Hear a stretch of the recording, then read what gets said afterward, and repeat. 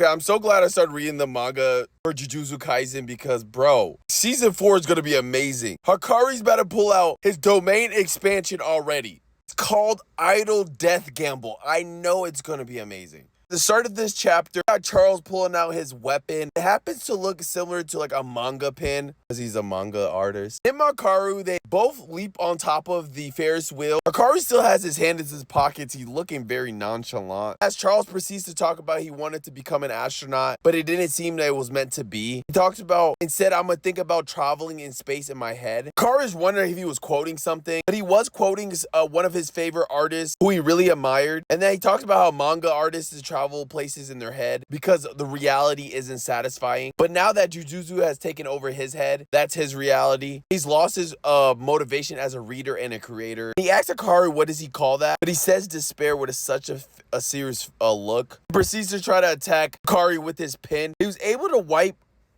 ink on him. He said for a manga creator to use their pen for violence. As he starts to lunge at Hikaru, he's able to actually get a mark on him, and it was like some weird panel that kind of showed up on his body. Hikaru was really confused what it was, and he ends up dashing away before trying to take his head off. But he was able to dodge it really easily. Hikaru was confused, like, how did he just move like that? It was just more than reflexes. And that's when he lets him know that he has this manga panel that he put on him. And helps him see the future, basically 1 second in the future in advance. And the longer it stays on him, the more he can see in the future. Hikaru rushes at him, but luckily he had his activation on, so he was able to see it.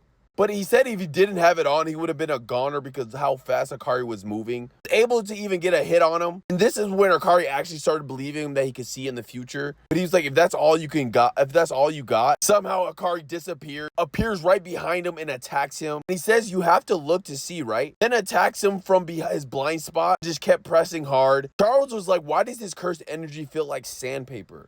Hikaru just showed one of his Charles' biggest weaknesses, ability is his blind spot. But he thought he could still make up for it because he knew he was coming for that. But Hikaru dodges and grabs his pin and then sends him flying. He wasn't done there. He was like, I could go easy on you, but a guy like you would just find another selfish region, start attacking people again. So he has to break you and proceeds to start putting belt to ass on him, bro. This is my first fight scene with Hikaru, and he is amazing, bro. Charles isn't giving up, though. He's still trying to make something happen. It ends up being able to see even 2 seconds now of Hikaru's future, and he's waiting for his blind spot attack. So now he thinks he has Hikaru stuck in the mud, but this is when he pulls out his domain expansion, Idle Death Gamble. Oh my god. I can't even, I heard his domain expansion is OP. It literally makes him stronger than Gojo. I don't know. I cannot wait to hear about it and see what it does in action. You can see the effect that domain expansion already had on Charles because it had such a guaranteed hit factor. Hikaru's domain expansion and curse technique rules were revealed in Charles' brain. Because I think that's a rule to have. Like if you have a guaranteed hit, it has to be explained. He knows he's just done for. He messed with the wrong person, bro. Oh my god. JJK, dude. Ooh.